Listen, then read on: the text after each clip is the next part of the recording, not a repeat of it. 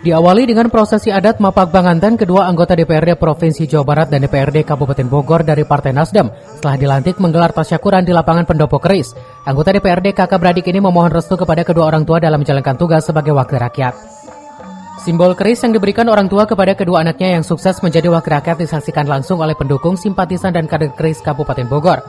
Selain itu, penghargaan diberikan kepada perwakilan kecamatan yang meraih suara terbanyak. Tugas yang dijalankan wakil rakyat di Provinsi Jawa Barat, isu yang berkembang akan permasalahan jalan tambang Galianca yang harus diperjuangkan agar masyarakat di wilayah Parung Panjang tersebut dapat berkehidupan yang layak, bahkan mempermudah perizinan tambang agar menjadi legal. Yang pertama, saya kan alhamdulillah insya Allah kalau nggak rubah ya, saya masukkan Komisi 4.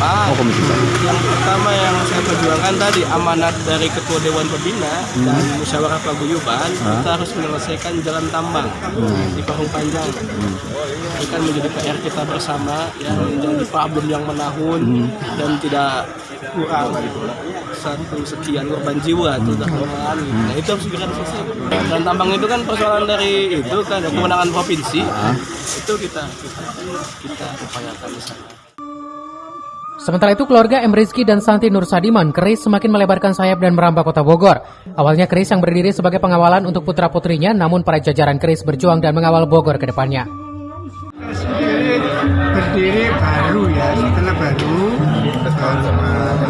periode ini alhamdulillah itu tujuannya intinya mengawal putra-putri kami bagaimana biar menjadi anggota dewan dan bermanfaat juga untuk Kabupaten Bogor. Alhamdulillah ngerintis saling bau-bau.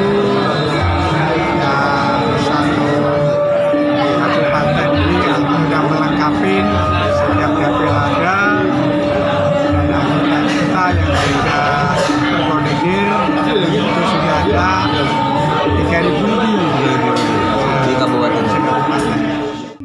Dari Ciampea, Kabupaten Bogor, Iman Abdurrahman melaporkan.